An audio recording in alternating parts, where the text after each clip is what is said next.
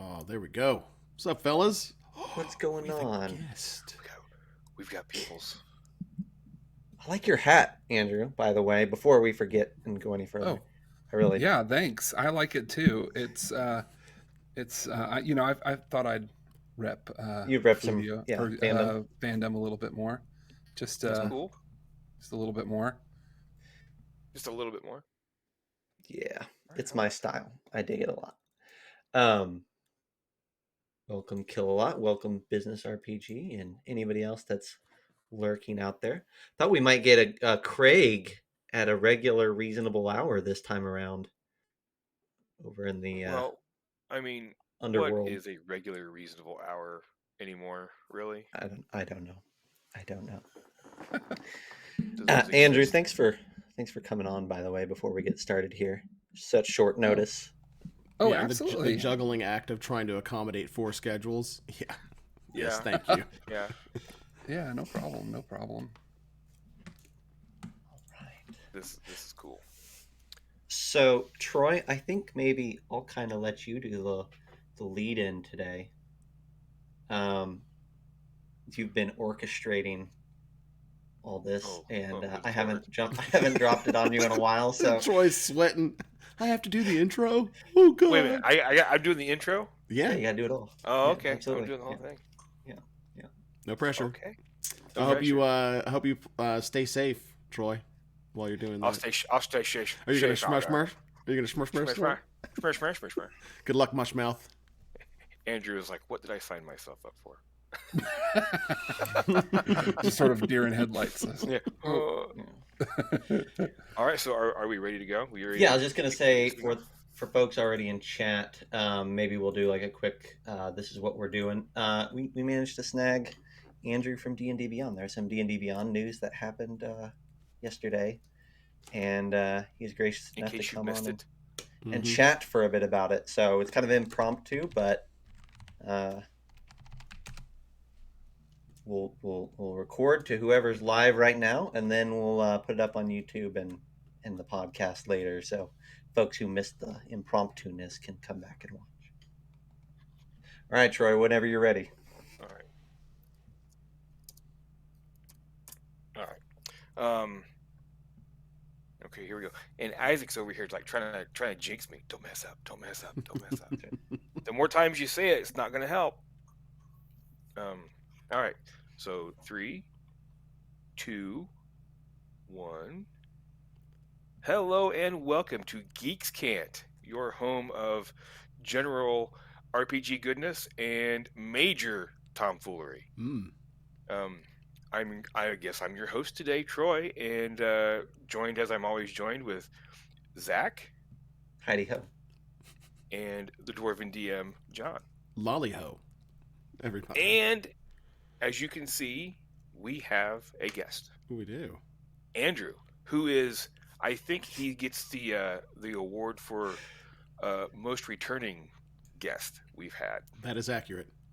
Yeah. Is that right? So, I checked. Yeah. Yep. All right. It's like a Foursquare of podcasts.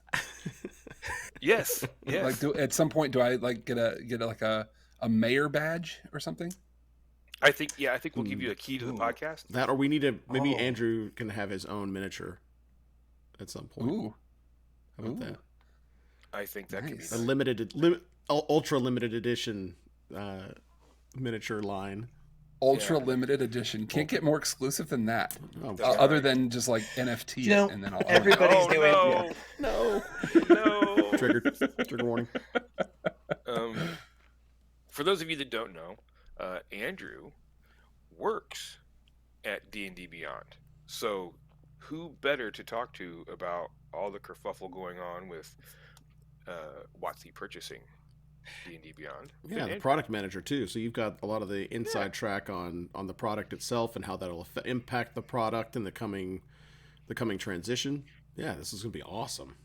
What is your role right now, Andrew? I always think of you as like, I think about Andrew and D&D Beyond. I'm like, well, he's the, if I was going to place it, I would say he's the visionary, but that's probably not your actual title. Well, yeah, that would be weird title for sure, but the way that we would say something like that is principal product manager, which is my newest sort of title. I was promoted just recently, and I'll be able to keep that title as I move over into WotC. So congratulations. Yeah, that's basically what it is. We've got one other principal product manager on our team, and he and I work to try to keep the team aligned around a central vision. It's not really us to set that vision, but try to keep us all aligned around it and keep some vision within vision of where we're going. Now, what does that look like when we get to WotC? Boy, there's going to be a lot more inputs and a lot more things that we're going to have to learn, you know? So it's, I've told a few people that with any role, a good employee will come on board and say, I'm not going to change anything right away. I'm going to wait 30, 60, 90, and I'm just going to sit and see what's going on. And that's the kind of approach that we're going to take too, is there is so many things that we're going to do, but we don't have to do them all right now. Right. Let's sit, take stock of what we've got, and figure out what's the best way to make it go forward. And that's exactly what we're going to try to do. Very cool. That's awesome. So how much, I mean, obviously there's only so much that you can tell us. And so feel free to, we don't want you to be the Tom Holland at the table. I was just thinking that. Well, I got this new gig, and I'm not going to jeopardize it. Yeah. So I can promise you that. Well, what are you doing talking to us then? That's what I want to know. I think you're officially put on notice. As soon as the info dropped, I think it was Zach is the one that posted it in our Discord server. As soon as I saw it, I messaged Andrew. I'm like, Andrew, how could you keep such secrets? And he's like, because I like my job. Yes. It's like, well, yeah, there you go. So how long did you know? If you can give us an idea. Yeah, I can't really talk about that. That's cool. Don't talk about that. What I can say is, with anything that happens, there's always like weird stuff, right? And so, you know, someone smart puts things together way far ahead. And so I've thought, oh, this could happen, but there was never a point where I had like a definitive, this person told me this is happening. Absolutely. Right. But, you know, you start to recognize the signs of due diligence when you're being acquired, and you have been acquired a few times. You start to see like, oh, okay, that's a weird ask. Right. Yeah, I've been there before at other companies that were about to be purchased, and it's like they pull back the sheets and they want to know everything that's underneath all the numbers. Like, why are we gathering all these numbers? Don't worry about it. As soon as I hear don't worry about it, like, I know what that means. Yep. Okay, I got that. All right. What gosh, there's a million I know. Let's do something, get something out of the way right now, if it can even be, because we're gonna have to ask it if somebody doesn't ask it in chat, because you know it's coming. Yeah, ask me those questions, because I think I know the answer, and the answer is going to be a big no, as it probably should be. But does this mean that people will now be able to get their books in PDF for free when they buy the hardcover? Actually, I was going to say, when I was talking about my new employee 30, 60, 90 day analogy, it's not like I'm going to go in there, that we're going to go in there and be like, physical digital books now. Right. And I don't know that I'm going to say no either. And I don't know, honestly. I don't know what is possible, what's not possible. But what I can say, and what I do know, is the community wants that. It's super clear after this news. That's like the number one thing that everybody is asking about, right? It's super clear that there is a massive amount of value in answering that question, right? Does this mean I can get my physical and digital books together? And it would we would not be doing our jobs if we did not examine that question and figure out, is that something that we can make possible? And how would we do that? One of the big problems with that that initially was that we were a licensed property, and that's a difficult proposition. Yep. But if you remember, we did try to overcome it. We did have a D&D Beyond and WotC bundle on the Essentials kit. So that's something that it's possible there, and that shows that, you know, a licensee and a licensor could work together. So now that WotC has purchased D&D Beyond, that's not a problem anymore at all. Right. But the other problems that stopped us from continuing down that path still exist. It's not easy to try to make something like that work, just in like physically, right? I think, and I even saw a lot of comments about this too when I was looking through. It's not like we can just throw a code in the printed book anymore, right? Because somebody just goes to Barnes and Noble, picks that up, scans that code. Oh, cool! Got a new book on D&D Beyond. Put that back on the shelf, right? That's just not going to work. So there's a lot of logistical problems that are going to have to get solved around that. We got to figure out what's the best way to make that happen. But I can say, it is obviously something that everybody wants, that it would be a valuable thing for us to do, and we would be fools not to consider it, to at least have a conversation about it. So yeah, I think we'll see. A conversation is probably the thing that I think is reasonable, and to come up with an answer, if not a solution. And I think the biggest reason for that is that we're seeing a lot of the other major publishers going the route of PDF with hardcover purchase, especially through their website. So it's becoming the norm, and D&D's the granddaddy and the big fish in the sea. But if everybody else is doing a thing, it makes it harder, though not impossible, for you to say, we're not going to do it, right? It's unfeasible.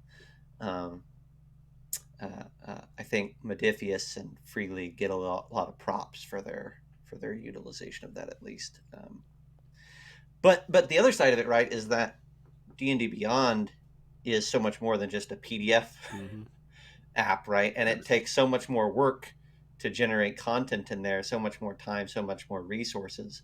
So, making a PDF version of every WotC book isn't an insurmountable possibility, and it's not going to cost that much more than setting up the print files, after those are done.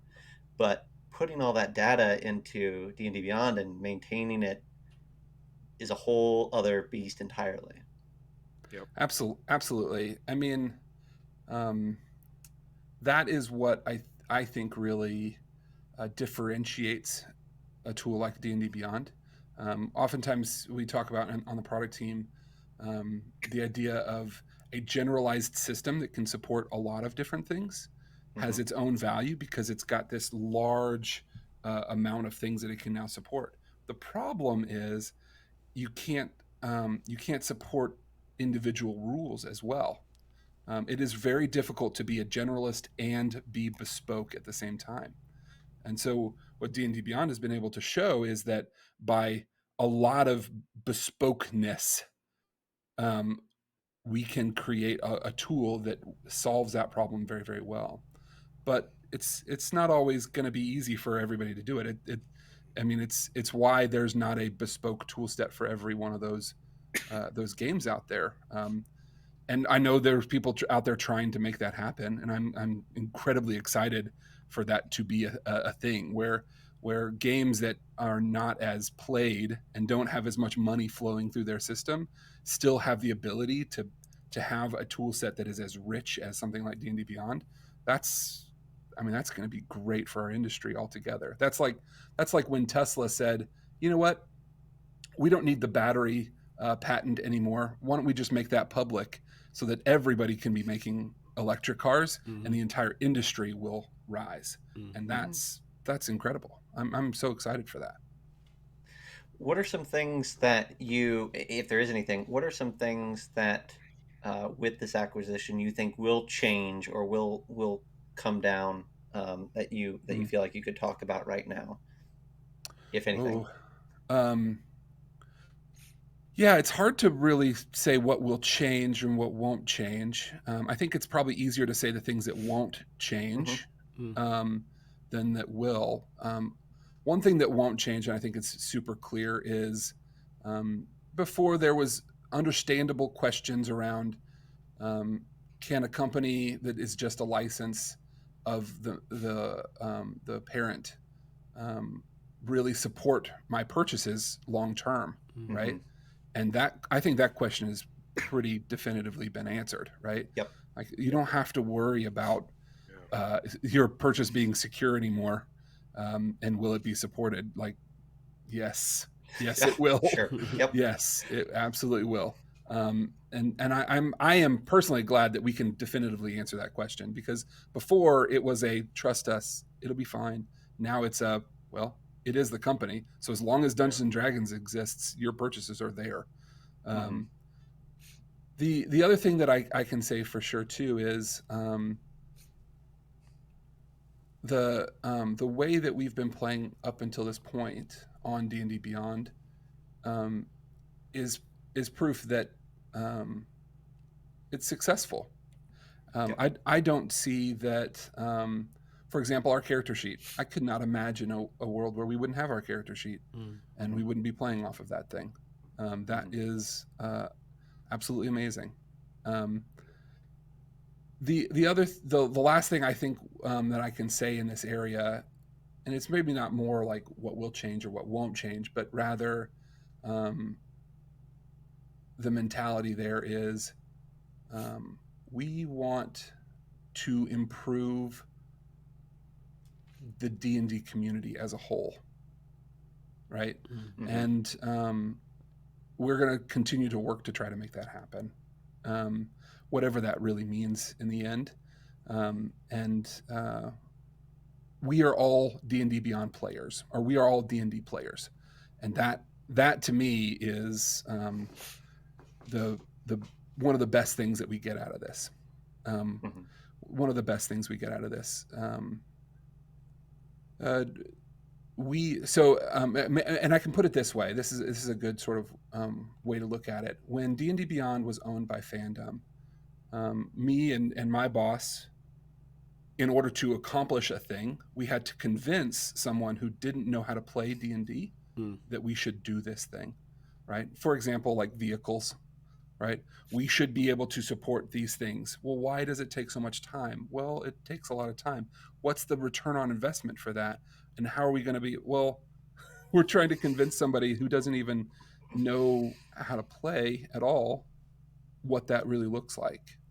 And I shouldn't say know how to play at all. What I mean to say is they are not a part of the community like we are. But now, when we want to try to get something like that approved and moving, we're going to be talking to people who play D&D every single week, multiple times a week. They understand, right? And that is going to, just in and of itself, is going to unleash us.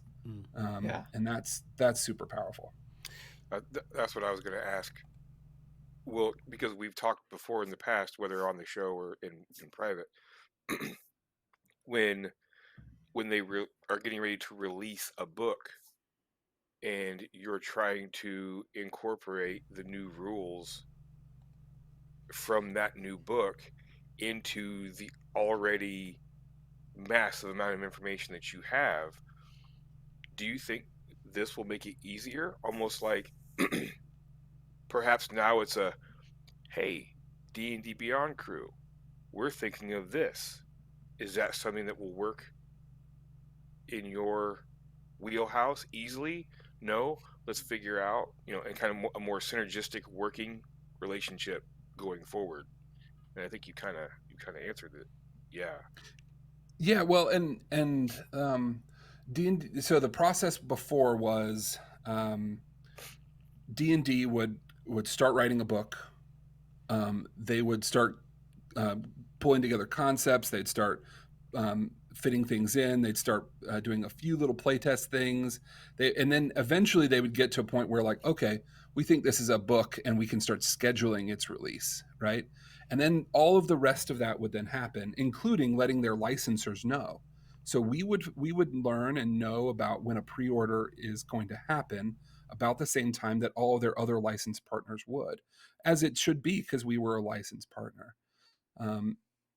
The problem for us was, well, there's a lot of work that we would have to do in order to support that book, especially for books that are source books. Source books are our primary problem, because it's not just sort of filling out a monster stat block for us. We have to figure out and restructure our data model to support that, right? Mm-hmm. Like the fact that some monster stat blocks in some books say small or medium causes huge problems throughout our entire system, because small or medium is not a value that we have. Right. And none of our software accepted that value, right? The fact that that we've got to have an orc stat block that's slightly different than another orc stat block in a different book that's also slightly different than another orc stat block in another. Like, those things cause lots of problems when you're dealing with a data model that has orc in it, Yeah. right? And so now that we are all one, we will be able to learn much sooner when things might happen and start planning for how we might support them. Mm-hmm. Right. And that just by its own nature changes the game for us, because now we can start planning much further ahead, and we can support those books as they come out to a much greater degree. Well, so we're talking a lot about what you're moving forward with the new books that are coming out. I'll phrase this in more of like a thought as opposed to a question, to make it a little bit easier for you to kind of like skirt around it if need be. It would be very interesting to see what happens with old content. Like, if right now you're the warehouse and the nerve center of 5e, and it'll be whatever the iteration that comes afterward, you'll see that also. But I'm curious to see how much will be digitized of the older content, will be released and available to anybody. I mean, the possibilities now are absolutely mind staggering. And if it's digitized, how will that couple against any of the other, like drive-through RPG or any of the other warehouses of all those old and classic games, AD&D, 3rd edition, 2nd edition, all that good stuff too. So I don't, like I said, again, I'll leave it open-ended. You can put your thoughts in there however you want to from there. And I guess I would note that like that is something that's coming out that's going to happen pretty quickly, right? Because we've got Mordenkainen's coming to D&D Beyond, if I remember correctly, next month. And that is a book that takes a ton of pre-existing monsters with pre-existing stat blocks and tweaks them. So as a resource, it's going to be fascinating to me to see if D&D Beyond now has 2 iterations for all of those monsters, one that's with new stats, one with the old, or if it all gets an update, or if those are the things that are fascinating to me. And as that expands, as we get a full new monster manual in a couple of years that is a revision of the old one, how does all that work? Do you have any thoughts on that side of the evolution? I know that's a more technical question. Yeah, I'll step back for John's question. So, yeah. Old editions. So with this new, with this news, there is a ton new inputs, and we've got to take all those things in. We've got to look at them, and the process of product management is, what is everything that we could do, and then what is everything that we need to do. Yep. Right. Like it is prioritization at its heart, and that's what makes the job kind of difficult, because oftentimes we've got to say yes or no, that we can't do it. I don't know whether we can or not, or whether it would be good for us to do it or not, or how feasible it might be for us to do something like that. That's something that we'll have to take a look at and down the road. But I can say that there's a lot more things that are now possible now that D&D Beyond is owned by the people that actually make D&D and own all of the content and IP. but what does that actually look like? I don't know. I can say we have spent almost 5 years now building and just trying to support 5e. Right. It seems, oh my goodness, to try to support previous versions. However alike they might be, they are still distinct and different. And then to transition and segue into your question, Zach, about how do we continue to support the new changes as we go forward? I can tell you, we have spent a long time thinking about that very book.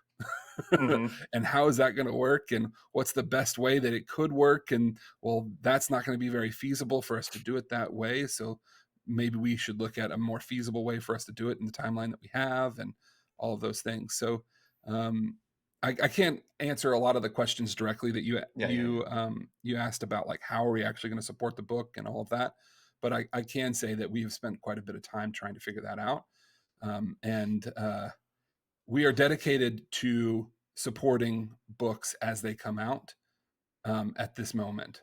Mhm.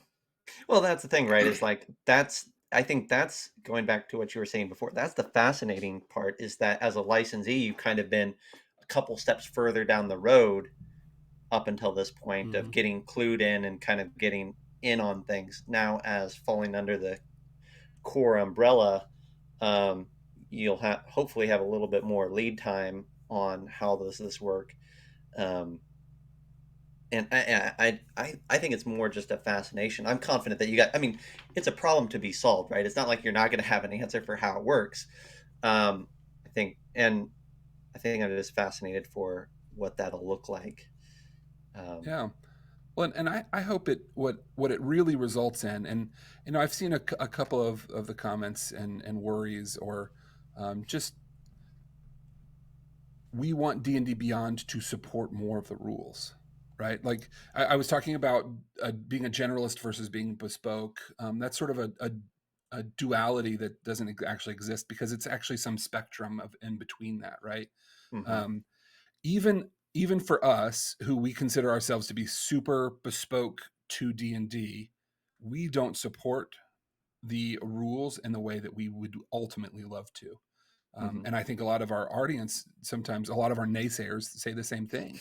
Like, you're not even supporting this part of the book and that part of the book, and I can't even do this thing. Or, I mean, I think we all remember the sort of light cleric fiasco of a while ago, right? Like, don't even support one of the base rules. The great thing about a lot of this is, by getting earlier, we're going to be able to see where things are going and better be able to support them. The other part of that is, I hope that we will be able to better give the people that are making the rules an idea of what that looks like in a technical space, Mm-hmm. right? And in a data model, right? Mm-hmm. Literally, when you make this choice to do this thing, this is all of the second and third order followers that happen. Mm-hmm. And it'll be interesting to see how that might change things. And that, as a developer, it feels so much better whenever the stakeholders all of the stakeholders are brought to the table at the beginning, instead of letting them know further down the line when you've already architected the solution in your own mind effectively, and then you have to chew off the corners of the peg in order to fit it into a round hole at that point.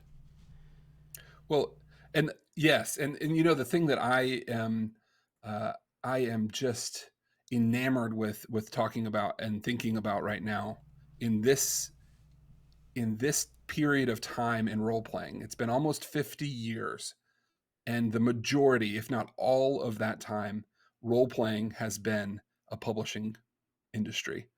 I am really loving the slow pivot to including more and more technology into that, and starting to see, what does it mean when we start adding and allowing technology to solve these problems better for us, and how does things change and morph, and how does that technology influence the way we actually play the game? Yeah, that's been a big conversation that we've had in the last several years, since the advent of COVID and more people playing online, how will that affect the game mechanics moving forward to make it easier for it to be run online, or to those things are now being considered. And so how does that actually change the product as now we're starting to trend in a different direction technologically? We were going away from actual we call it pen and paper RPGs. We used to. Now it'll be tablet and stylus RPGs, Well, and I would even say too, like I'd broaden that from just online play versus in-person play. I would even say, how does technology help how we play everywhere and in all ways, right? I mean, we're starting to see more and more people bring technology to the table themselves, right? Because it just makes it easier to play the game even in person. And how does the interesting thing there is how does the technology start to fit in how you want to play, right? If you don't want this part of it, you should still be able to have, you still have other problems at the table that you want to solve. If you're playing online, your problems are slightly different and are changing. How do we provide technology that helps you play there too? And if you're playing in a mix of those places, like you've got a few people that play online and a few people that play in person, how does that help? All of the different ways that people play, technology should mold to the way they play and help them in the problems that they have there. And I think so having. Go ahead. Well, I was going to say real quick that I think that it's not just also the way they play, but it's the way they learn too is a fascinating discovery. I was telling the guys this week, my sister called me, and she's in college, and she's like, "Can you teach me how to play D&D? Because I've been invited to go." And I said, "Let's go to D&D Beyond and let's make a character and walk through the character creation process and how simple and like bullet pointed it is." And she had a character, right? And she learned the game by a step by step, click next, here's the drop downs, go. How much that was such a weird experience even for me, because I learned by here's a book, read this book, flip back and forth, how do you the feats are over backgrounds, that's okay, cool. And then this rule affects this thing, and then flip to page this point, and then okay, now I can choose one of these things, and this background will give me one of these feats, which will give me some of these spells. Okay, how do I do that? It just became so much more accessible, right? Just the simple matter of saying, "Hey, here, create an account on D&D Beyond, share your screen, I'll walk you through it. It'll be super easy." And it was like, that's amazing. How much worse if I'd have said, "Yeah, let me send you a book. It's 300 pages. Yeah. Why don't you start reading that? If you have questions, let me know." Yeah, exactly. Well, and that's we haven't talked too much about it, but that's something that we talk a lot about on the podcast that Pat, a coworker of mine, and I have. Great have podcast, by the way. Oh, yeah, thanks. I like it. So we started a new podcast called The Artificer's Portal, where fortnightly on Fridays we release a new conversation with an artificer, which is someone who is taking technology and building a digital tool to play role-playing games with. We talk with these artificers, and sometimes they're not direct technologists. For example, our last episode had Wolfgang Bauer from Cobalt Press on, and we talk about these topics of how does technology change the way we are playing the game. And one of the topics that we're talking about a lot right now is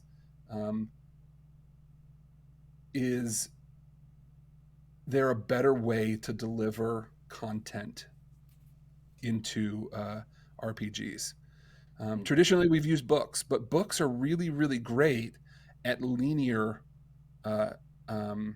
information, flipping page to page. I mean, you can flip through it and then find something, but books are difficult at reference. We learned this lesson with encyclopedias, right?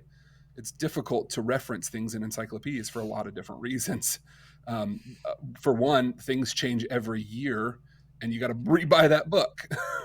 Two, you have to like alphabetically find the thing that you're looking for, or you have to go back to a reference and figure out the page that you would, right? Like we have determined in other industries better ways to create reference material online or through other digital means. One example we used in the the podcast was Pat said, "Hey Wolfgang, do you have a Rand McNally map in your car still?"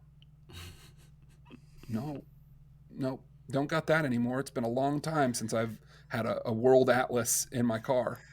Right? Yeah. Why? Because that is a terrible way to understand the world in which we live and to get directions for where you want to go, especially when compared to Google Maps. Now, there are some benefits, which books have a similar analogous category, right? Pat does say in the podcast, books are one of the more reliable things, right? My phone needs battery, my laptop needs battery, I need access to the internet, but books are good at linear information.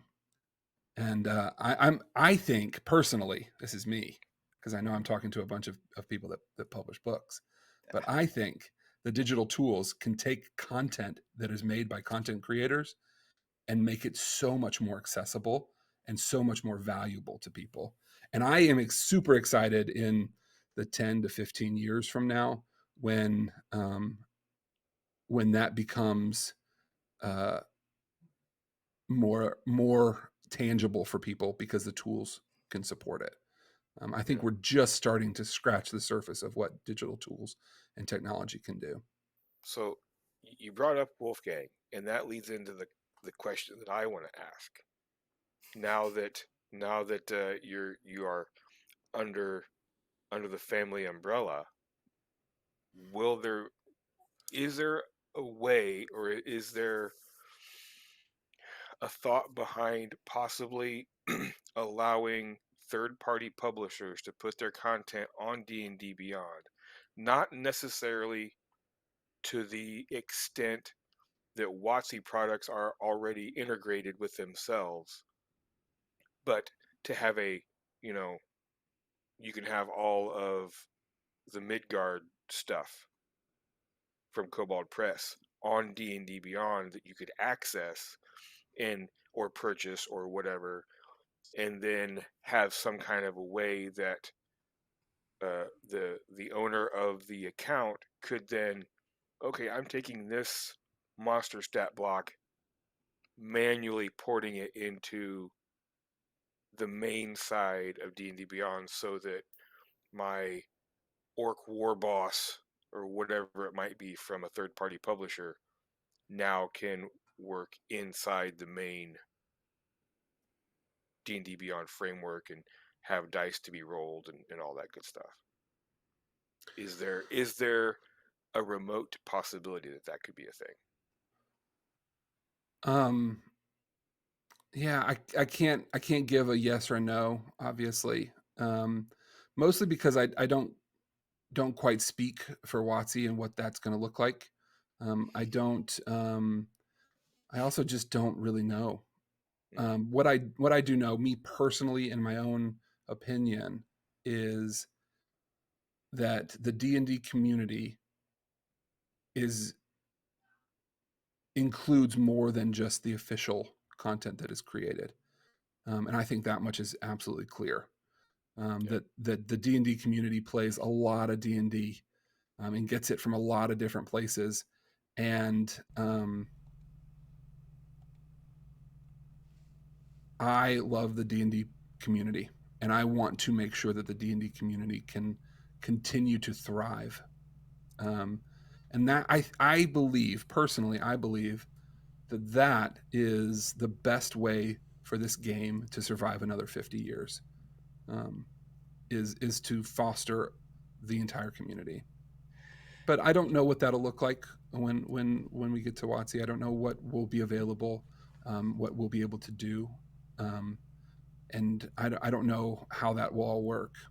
But I do know that the D&D community is large and vast, and I love the community, and I want to make sure that it can thrive long into the future.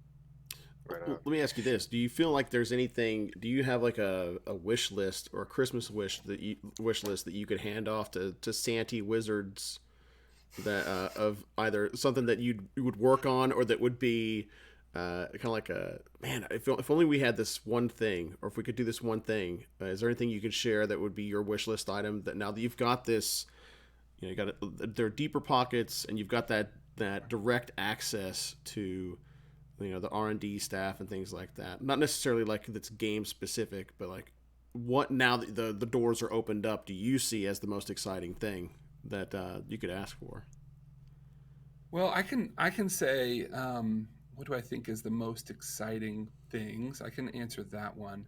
The other, my wish list is probably going to be kind of problematic because that feels like there's lots of things that I hope for, and I think they are very, very similar to what the community wants. We've even touched on them, right? Like I want to solve the physical digital problem, right? Like I want to buy my books in one place, and I don't want to have to go all over the place, all over creation to do that. Help me do that, please. I believe that is not only a great feature that is focused on users, but is also a super valuable feature that it can hold its weight and is worth considering. But other things that I'm really excited about are, and some people have already touched on it in the things the comments and things that I've read. But one of the really interesting things that happens here that is sort of behind the scenes. People are rolling on D&D Beyond all the time. We have millions of rolls every week on D&D Beyond. Those go into the game log. The game log has to persist or save that data so that we can rebuild the game log as you are playing. So we can show it to people. When you go back to it, you can see what was rolled last session, all of it. We store that data. That data is about 500 million rows of data of just the number of times that people have rolled, what they have rolled, what spell they used, what attack they used, what saving throw or skill or whatever, right? We've saved all of that. We have that data. You can imagine what we can do with that data. That's correct. Like I didn't even think about that. Obviously you're storing all of the data, right? But if you not productize the data, but if you're using the data to determine what it is that people are actually doing in the game, at least digitally, right? Like if they're whatever they're using a digital platform like D&D Beyond for, what spells are their favorite spells? Which classes are the ones that they're really engaged with? So, all right, you got me really excited about this because I'm a data nerd myself, and so the question that I have to ask is, I wonder how much of this would be at the very least in like some charts or something like that would be thrown out to the public every once in a while saying, hey, just so you know, 80% of you are playing human fighters. What's up with that? Those kind of stats and like infographics at the very least, I'd love to be able to see more of. Just a picture, please. Yeah, just anything, a picture. Right? Because I'm fascinated by the how other people play their games. I'm not about trying to tell somebody how to play their game, but God, man, I'd love to see what the trends look like, and what are the things. And I'm sure that if D&D Beyond has not already provided that information to Wizards having direct access to that information now for certain would help them drive a lot of their decisions that they probably get just from surveys in the past. Well, and walk with me down this. So yep. I've just told you we've got a ton of data about what people are doing, right? It's all anonymized. Anonymized? Is that the word? Sure. We can't actually link it all, right? It's just the role and the character that rolled it, right? Hopefully there's no security concerns for you all out there. Anyway, we can use that data to show how many times a spell was rolled, how much damage it was rolled, how likely it was to have hit, when it was rolled, what day and time it was rolled, and how much you might have played during that time, right? So theoretically, if you have 5 people in a party, and they're all on D&D Beyond and they're all rolling, we would see a flurry of activity around a time that you might be playing, and then the rest of the week, not so much. Mm-hmm. So now we can start to look at that and say, oh, well, people might play on Saturdays the most, and they might play between these times the most. And when they do play, they play for 3 hours or 4 hours or 8 hours or 10 hours, right? And we can start to see and literally change the way we play the game based off of that, right? Now D&D will be able to take that data and say, well, what is the best spell? Or what is the most used spell? Not the most put on my character sheet, but what is the most used spell? What is the most used skill? Not just what's surveyed as the best skill, but what is actually the most rolled skill, right? So they can use that data now to then balance that game and to try to start saying like, okay, well, nobody rolls a nature check and everybody rolls perception, right? Like things that we kind of know already, but you can start to see the actual data behind it. Now, here's the cool thing. This is where it gets really, really cool. So D&D can start using that data, but imagine if you were a DM and you knew that data, right? You could see on your campaign page or whatever game page you have, you could see, since I started this, I've started and stopped my sessions this many times, so I have this many sessions. I can see that my players have rolled an astronomical amount of perception checks and nearly none in survival or history, right? I can see that we have rolled this many death saving throws, this many that have failed or come back. We have dealt this much damage. We have done this many encounters per level. We have done, right? And as a DM, imagine how you can change your game based off of that real-time data, right? And then one step further, we can then serve that up to each character, right? So I can go back on my character and I can say, how many times have I cast Fireball? How much damage has it done, right? In other games that I've played, it's an interesting practice. So D&D levels up as you go, right? So you don't really get a choice of like, well, I want to put more points into my this skill or that skill. Really, you get kind of a set tier. But other games allow you to sort of get some experience points and then put them into this little thing, and you slowly make your. So one of the things that I've done is I said, how many times have I rolled this skill, and then based off of that, that's where I want to focus. Right. And I'm going to put points in there and I'm going to put points in there. So I'm literally changing the way I play that character and how that character develops based off of the number of things that I'm actually doing. Right. Well, I'm thinking so about now we can give those stats to players and they can start to say like, you know what? I'm actually doing a lot more insight checks than I really thought that I was doing. And maybe I should get like a feat or something that would help me do those better, or maybe I should start using that information in my role play as like this who my character is, and I didn't realize that. One thing that I'm thinking about a lot as you're saying that is definitely on the player end, but also on the DM side of things with and on the creator side of things with adventure design. Like, and I know some of this isn't necessarily current support, but I would love to see like as a creator, and I'm sure Wizards is the same. Like, let's use Storm King's Thunder for an example. How many parties go to Bryn Shander as opposed to Golden Fields as opposed to Tribor? That's an interesting thing, right? If we see that 70% of everyone goes to Tribor, well, of course, there's something that makes that appealing, right? How many parties have a combat every session? That's important information. Does that number change when we play Witchlight, which is intentionally a combat light by design campaign? But does that actually change how it's played? Is there still combats that are being injected every time?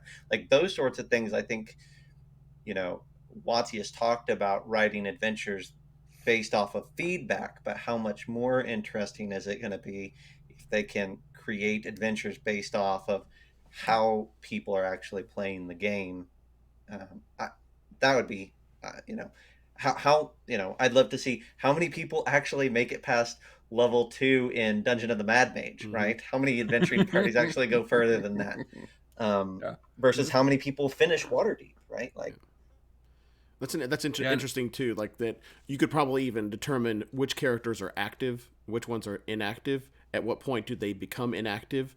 Are they ever reactivated later on down the line that lets you know when there's a pause in the campaign, or if they move the character on to something else, and then that this whole, well, we really only support first through 12th level content or 10th level content. You've got numbers that are going to back that up. Like, yes, once people hit 10th level, they're pretty much done with it. Now, granted, a lot of that may be flavored by the content that's actually being produced. If we're only producing content up to 12th, then of course you're going to have a trend where most people are going to be within that. But one of the things about data analytics that's the kind of like the fight song of it is the numbers don't lie. And so if you've got all the numbers in your back pocket, you can really see the nature of a lot of different tables. It'll be just interesting to see how you couple, like Zach's talking about, where if you know exactly where they are inside of an adventure, if you can get to that point, you can noodle down to that where you know which direction that they went in to do this, then it will, I think you're going to see more creative design decisions, not necessarily like on a broad scale of more fighty, less RP or vice versa, but like, these are the kinds of things thematically that players out there are really craving and what they want more of as a result of it. That is fascinating. Well, and here's one last way that we can use data that just makes me so giddy, and that is helping you remember your campaign. Mm-hmm. So there's an idea that we have had is once we have a lot of the data. And we've got it stored, right? So I've said this a couple of times, I think maybe even on the podcast. We called it the game log, not because we couldn't think of what to call it, but very intentionally. I had lots of conversations and I talked to a lot of users about it. We didn't call it a dice log. We called it a game log. And the reason we did that is because we plan on putting lots of data there, lots of things that can happen all around your game. And once we start storing all of that data, right? Who shared what item with who, what PCs were introduced, right? I mean, how many times have we taken and copied and pasted the name of a PC down into the chat so that everybody knows how to say it and how to pronounce it and what it is, and right, like the introduction of an NPC. We have the enter to combat, asked for initiative rolls, passed out treasure and experience, right? We've got all these things that are going to be automated into the game with our digital tools that will all be connected through this backbone of a game log. We can take all those things, stream them in a big list, allow the DM to then say, oh, okay, this is where the Battle of the Three Worms started. Mm-hmm. And this is that moment in the Battle of the Three Worms where so-and-so nearly died. Remember that? I do. And they can then start filtering that game log down to the most important moments, annotate them and say like the start of the Battle of the Three Worms. And this is where Annette died or almost died. And right, they can start creating this sort of chronicle of what has happened in their game that then becomes a way you can remember that game forever and solve that problem of like, hey, you guys remember what happened last time? Well, let us look. Mm-hmm. Yeah. I think that when you said game log, it made me think about adventure logs, which made me think about Adventurers League. What would be interesting at some point or another, like what level of support D&D would provide to to organized play for retention of those logs. And because you're also talking about what's one of the methods by which you solve the problem of which direction did they go in? Well, if you know like which items they achieved inside of the adventure, right? Because you're supposed to tag exactly which adventure that you're in at the time when you log this stuff out. You have an idea of which games people are playing that they're the most interested in, the stories that they're the most interested in, which items that are available inside of a game, which ones are the ones that they choose, and that they of like the Monty Hall 4 or 5 items that they could select. So do you, like, I guess that is more of a direct question that I'll ask though. Do you know what level of support you'd already had planned or that might be planned for any organized play synergy within D&D Beyond at this point? Yeah, I can answer that in a couple of different ways. I'll answer historically. So D&D, because I can talk about D&D Beyond historically for a long time. We have always thought we want to be able to support that level of play, because there are customers that have problems in there that we can help solve using technology. And that makes all the sense in the world. And the great happy coincidence is quite a few customers who don't do organized play still have very similar problems, right? Especially when you come to like a supporting organized play with how you make characters, right? Well, every game I've ever played in has rules around character creation. It's not organized play that's the only people that have rules around character creation, right?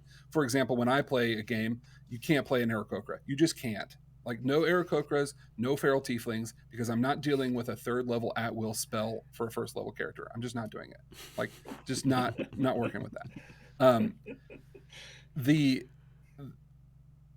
That problem we can solve by reducing the options you have available to you when you're making a character. The other cool thing that would do is it would make character creation even more simple. When you don't have 300 different books that are populating way too many options that are just not right. Like, when you're first playing the game, you don't want to be handed a 300-page book and say, like, start playing, but you also don't want to be handed 30 books that are all 300 pages and say, like, choose from one of these subclasses. Oh, yeah.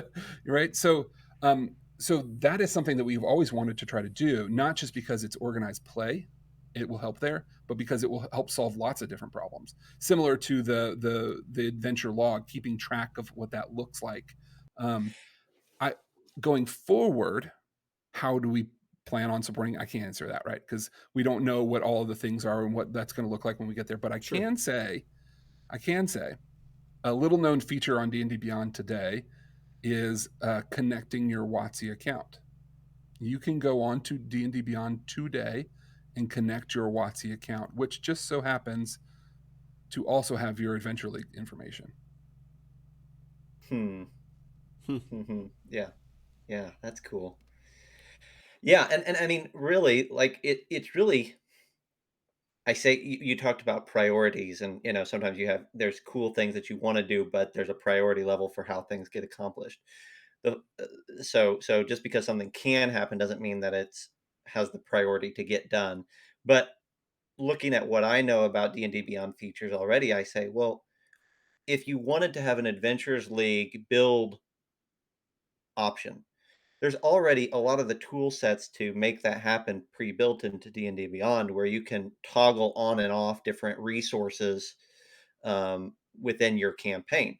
So as a feature, I think it's entirely doable to have a toggle that says turn on AL mode, and now we can do it. It's just a matter of, is that a priority for WotC to put in the docket of things to do? But like, I could build that today, arguably, with what you've got in there for the most part.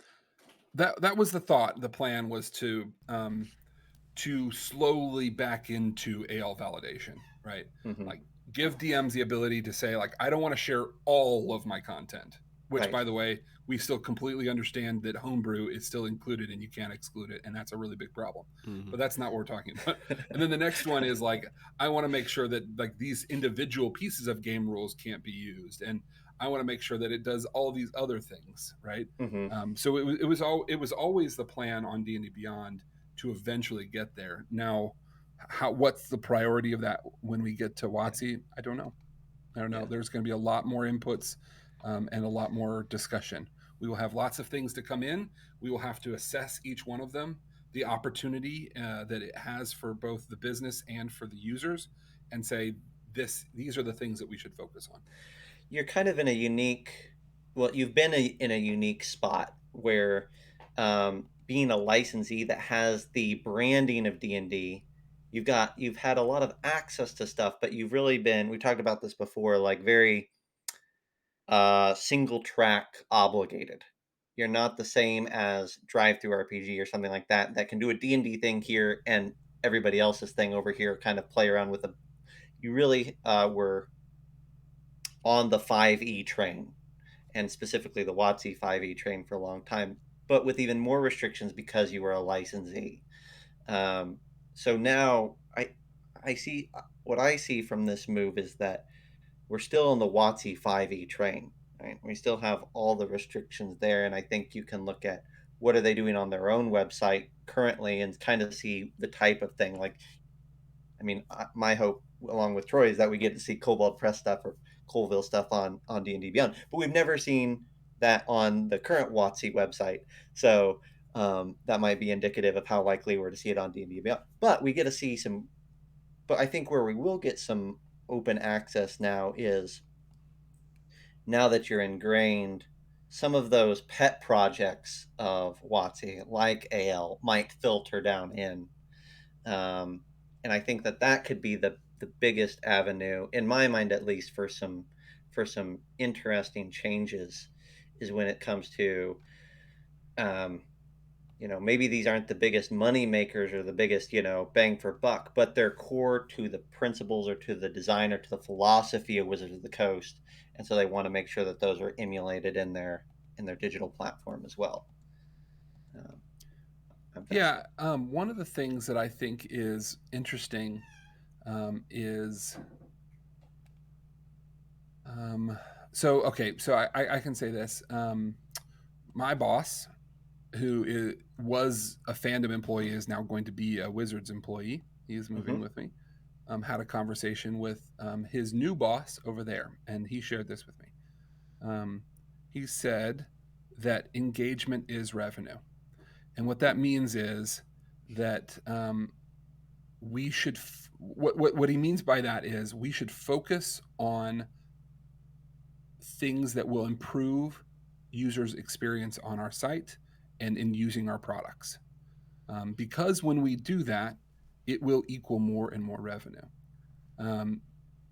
In the previous company, at Fandom, we focused on both engagement and revenue, right?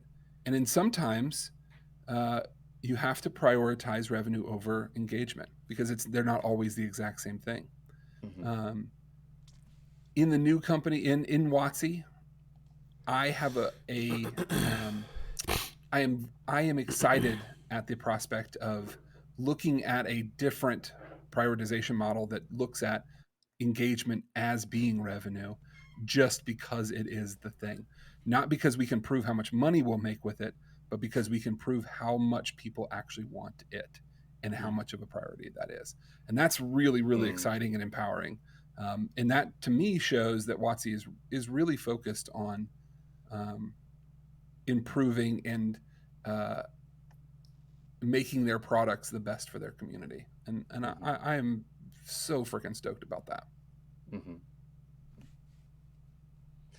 Fellas, is there anything else? We've gone for an hour at this point. Is there anything else that we've gotta have a question raised or a question answered? I don't know. I think Andrew covered quite a bit. I mean, I'm just trying to keep Andrew out of trouble. Questions. Yeah, I don't want to. Well, like we said, Andrew's no Tom Holland, so it's more like I don't want to ask those questions and have him just kind of give that awkward. Yeah, exactly. Yeah, well, this has given us a lot to chew on. Andrew's excited about his new job, and he will be working there, and won't let anything jeopardize that new job. Right on. That is awesome. Well, Andrew, I really appreciate you coming on and chatting with us again. I'd love to have you on maybe sometime later in May or June when we can kind of talk about, some of the new stuff that's releasing as D&D evolves. That's been a big topic of ours on the show for the last few months. Is D&D is getting ready to take a big step forward in its evolution in the next 2 years, and we're going to see the first inklings of that this year. I think it'd be fascinating to have you back when you can talk more about how does that shape the D&D Beyond experience, and you might have some insight there that would be fascinating for our listeners. Yeah, and hopefully I will have insight by then. We'll see.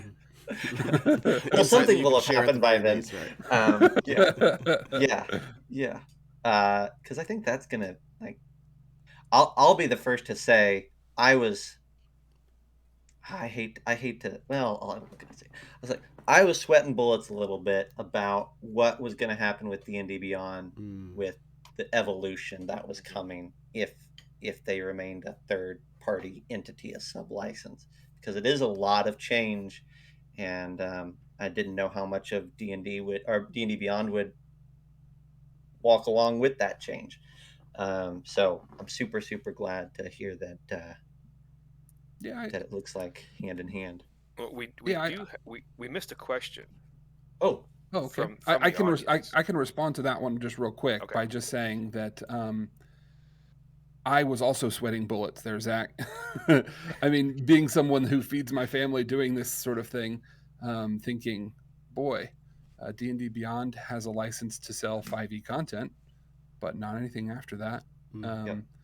And you know, in a lot of ways, this answers a lot of those questions, and that is so amazing. I think for a lot of the you know, the community out there, it also shows that this is that Wizards knows that the future of role playing games includes technology. It is a part of it. It's not everything, right? I don't get me wrong. My own personal views aside about books and publishing, I mean, WotC is a publisher through and through, right? Like there'll be books for ages to come, but what is exciting is that technology will have a seat there too, and I'm super excited about that. Yeah. Nice. What do you got from chat, Troy? Andrew and Chaos 8 was wanting to know, how will this merger affect the back end? Will things be faster, and will the search functions get updated to something better? And is Spelljammer confirmed? I think that's the most important question he asked.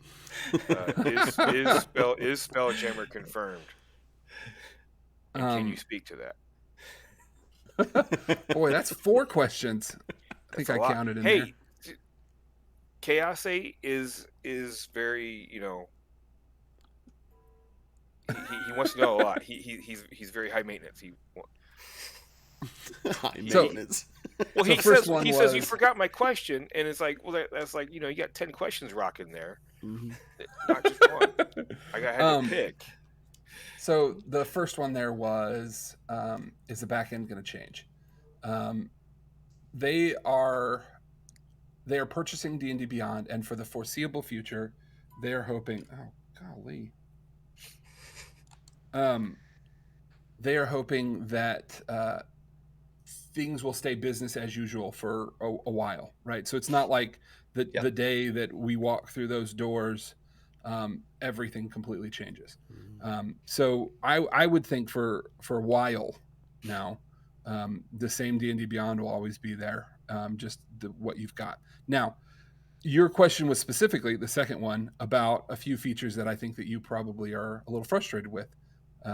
The search and the performance of the site. That's something that we would have looked at regardless of what this is.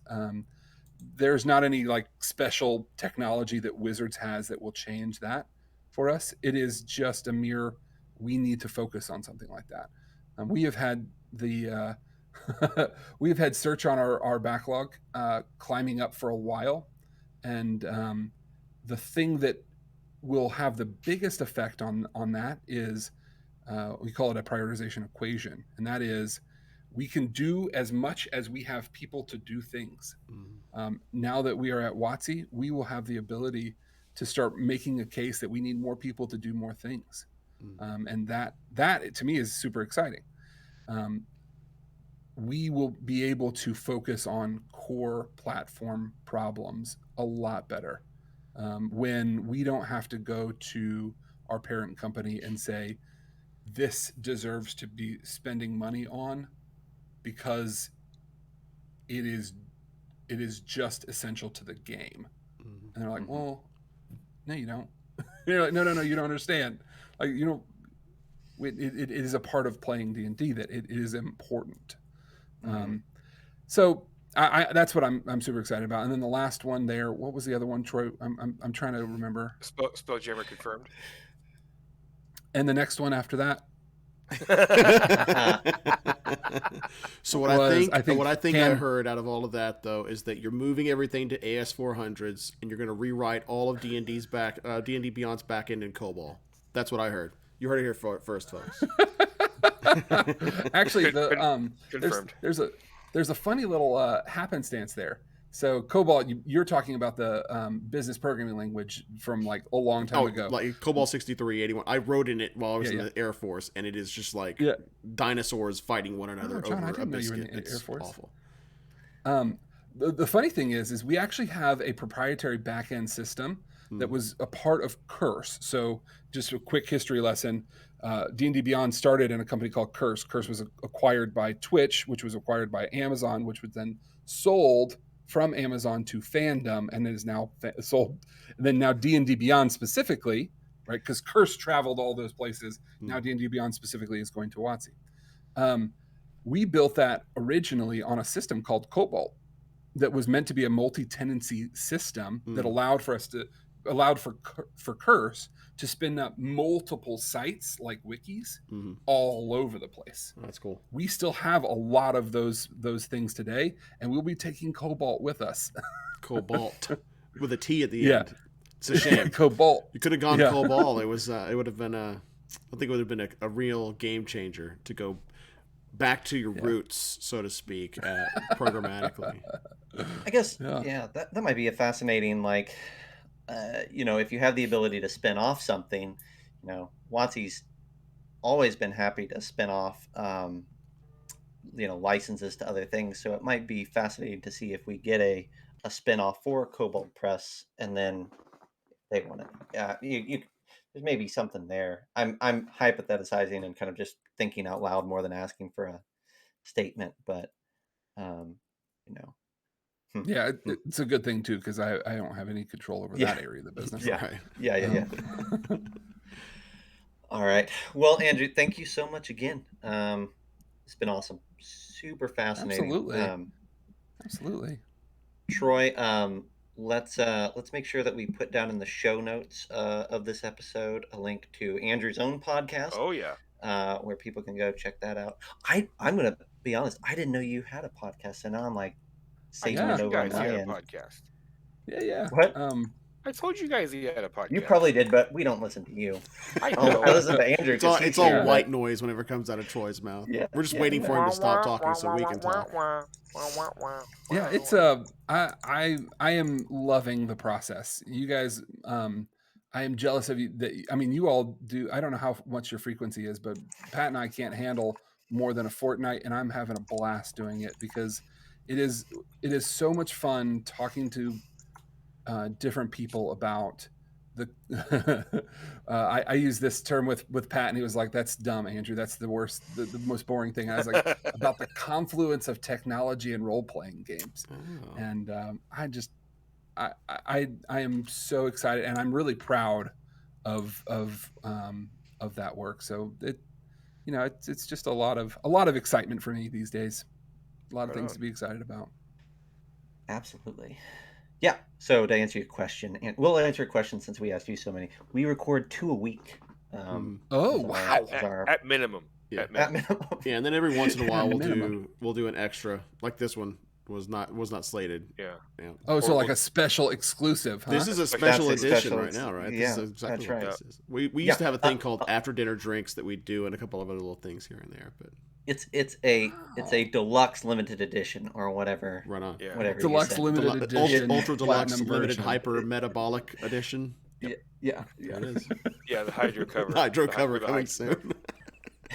I feel like the intro music for this episode needs to be over the wires. All right. Well, hey, thanks to chat for hanging out with us through this. That was Chaos 8 and the Ebola virus, and Kill-A-Lot was in there for a hot minute, and I don't know, Sir Isaac came in, joined us for a little bit too. Sir Isaac came in.